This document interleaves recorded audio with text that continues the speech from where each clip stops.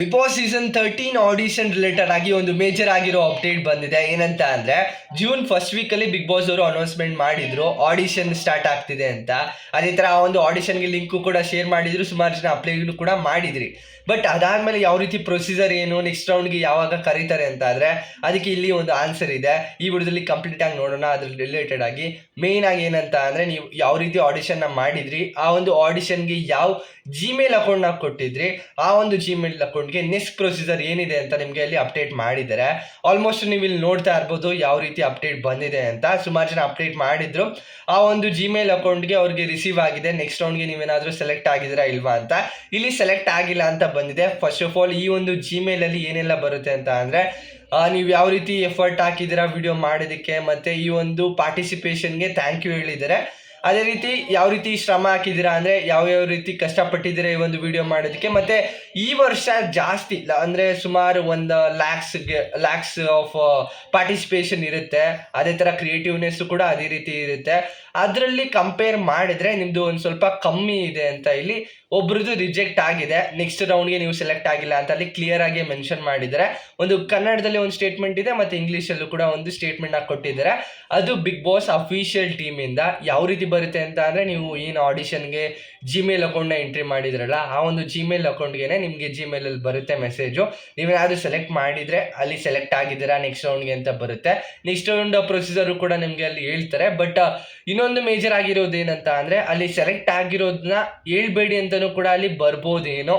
ಆದರೆ ಅನ್ಅಫಿಷಿಯಲ್ ಆಗಿ ಇಟ್ಕೊಳ್ಳಿ, ಅಫಿಷಿಯಲ್ ಆಗಿ ಏನೋ ಅನೌನ್ಸ್ಮೆಂಟ್ ಮಾಡಬೇಡಿ, ಮತ್ತು ಎಷ್ಟು ಸೀಕ್ರೆಟ್ ಆಗಿರಬೇಕು ಅಷ್ಟು ಸೀಕ್ರೆಟ್ ಆಗಿರಲಿ ಅಂತಲೂ ಕೂಡ ಮೆಸೇಜ್ ಬಂದಿರ್ಬೋದೇನೋ. ಆಲ್ಮೋಸ್ಟ್ 80% to 90% ಕಂಟೆಸ್ಟೆಂಟ್ಸ್ ಯಾರೆಲ್ಲ ಪಾರ್ಟಿಸಿಪೇಟ್ ಮಾಡಿದರೆ ಆಲ್ಮೋಸ್ಟ್ ಎಲ್ಲರಿಗೂ ಕೂಡ ರಿಜೆಕ್ಟ್ ಅಂತ ಬಂದಿರುತ್ತೆ ನನ್ನ ಪ್ರಕಾರ. ಯಾರೆಲ್ಲ ಒಂದು ಹೈಲೈಟ್ ಆಗಿರ್ತಾರೆ, ಯಾರೆಲ್ಲ ಅಪ್ಲೈ ಮಾಡಿರ್ತಾರೆ, ಅದರಲ್ಲಿ ಯಾವ ರೀತಿ ಪ್ರೊಫೈಲ್ ಯಾವ ರೀತಿ ಇರುತ್ತೆ ಅದೆಲ್ಲನೂ ಕೂಡ ಡಿಸೈಡ್ ಮಾಡ್ಬೋದೇನೋ. ಬಟ್ ಇವಾಗ ಏನಾದರೂ ವೇಟಿಂಗ್ ಲೀಸ್ಟ್ ಅಂತ ಬಂದಿದೆ ಅಂತ ಅಂದರೆ ನಿಮ್ಮ ಕಾಂಟ್ಯಾಕ್ಟಲ್ಲೂ ಬರುತ್ತೆ. ಮತ್ತು ಇದನ್ನು ಡಿಸ್ಕ್ಲೋಸ್ ಮಾಡಬಾರ್ದು, ಅಂದರೆ ಇಲ್ಲಿಂದ ಬೇರೆ ಕಡೆ ಹೇಳ್ಬಾರ್ದು. ಅಫಿಷಿಯಲ್ ಆಗಿ ಏನೋ ಇಟ್ಕೊಂಡಿದ್ರೆ ಇಟ್ಕೊಳ್ಳಿ, ಬಟ್ ಹೊರಗಡೆ ಎಲ್ಲೋ ಸ್ಪ್ರೆಡ್ ಮಾಡಬೇಡಿ ಒಂದು ನ್ಯೂಸ್ನ ಅಂತಲೂ ಕೂಡ ಮೆನ್ಷನ್ ಮಾಡಿರ್ಬೋದೇನೋ. ಬಟ್ ವೇಟಿಂಗ್ ಲೀಸ್ಟ್ ಅಂತಲೂ ಕೂಡ ಬರುತ್ತೆ. ಆಮೇಲೆ ನಿಮ್ಮ ಕಾಂಟ್ಯಾಕ್ಟ್ ಮಾಡ್ತಾರೆ. ನೆಕ್ಸ್ಟ್ ಪ್ರೊಸೀಜರು ಕೂಡ ಒಂದು ಸ್ವಲ್ಪ ಡಿಫಿಕಲ್ಟಿ ಆಗಿರ್ಬೋದು, ಇಲ್ಲಾಂದರೆ ಕಮ್ಮಿನೂ ಇರ್ಬೋದು. ಬಟ್ ನೆಕ್ಸ್ಟ್ ಪ್ರೊಸೀಜರ್ ಏನಿರುತ್ತೆ ಅದೆಲ್ಲನೂ ಕೂಡ ಟಾಸ್ಕ್ ಆಗುತ್ತೆ. ಅದರಲ್ಲೂ ಕೂಡ ನೀವು ಸೆಲೆಕ್ಟ್ ಆದರೆ ಡೈರೆಕ್ಟಾಗಿ ಬಿಗ್ ಬಾಸ್ ಮನೆಗೆ ಎಂಟ್ರಿನ ಕೊಡ್ತೀರಾ.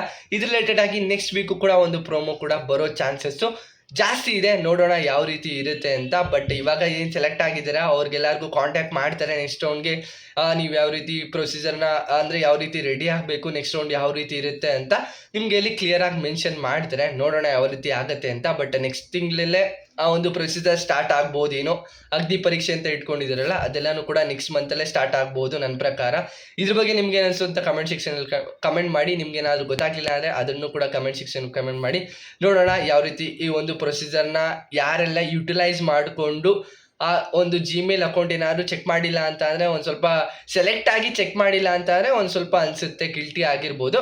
ಬಟ್ ಇಲ್ಲಿ ಸುಮಾರು ಜನಕ್ಕೆ ಬೇಜಾರು ಆಗಿರುತ್ತೆ. ಏನಕ್ಕೆ ಅಂತ ಅಂದರೆ ಸುಮಾರು ಜನ ಅಂದ್ಕೊಂಡಿರ್ತಾರೆ ನಾವು ಹೋಗಬೇಕು, ಅಲ್ಲಿ ಪಾರ್ಟಿಸಿಪೇಟ್ ಮಾಡಬೇಕು, ಆ ನೆಕ್ಸ್ಟ್ ರೌಂಡ್ಗೆ ಸೆಲೆಕ್ಟ್ ಆಗಬೇಕು ಅಂತ.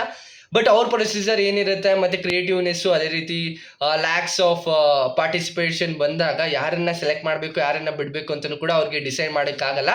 ಅದನ್ನೆಲ್ಲನೂ ಕೂಡ ಯೋಚನೆ ಮಾಡಿನೇ ಡಿಸೈಡ್ ಮಾಡಿರ್ತಾರೆ. ನೋಡೋಣ ಯಾವ ರೀತಿ ಕಂಟೆಸ್ಟೆಂಟ್ಸ್ ಬರ್ತಾರೆ ಅಂತ. ಇದ್ರ ಬಗ್ಗೆ ನಿಮ್ಗೆ ಏನಿಸ್ತು, ನಿಮ್ದು ಯಾವ ರೀತಿ ಜಿಮೇಲಲ್ಲಿ ಯಾವ ರೀತಿ ಅಪ್ಲೈ ಮಾಡಿದ್ರಿ, ಏನು ಬಂತು ಅಂತ ಕಮೆಂಟ್ ಸೆಕ್ಷನಲ್ಲಿ ಕಮೆಂಟ್ ಮಾಡಿ. ಇದಿಷ್ಟು ಒಂದು ವಿಡಿಯೋ ಆಗಿರುತ್ತೆ.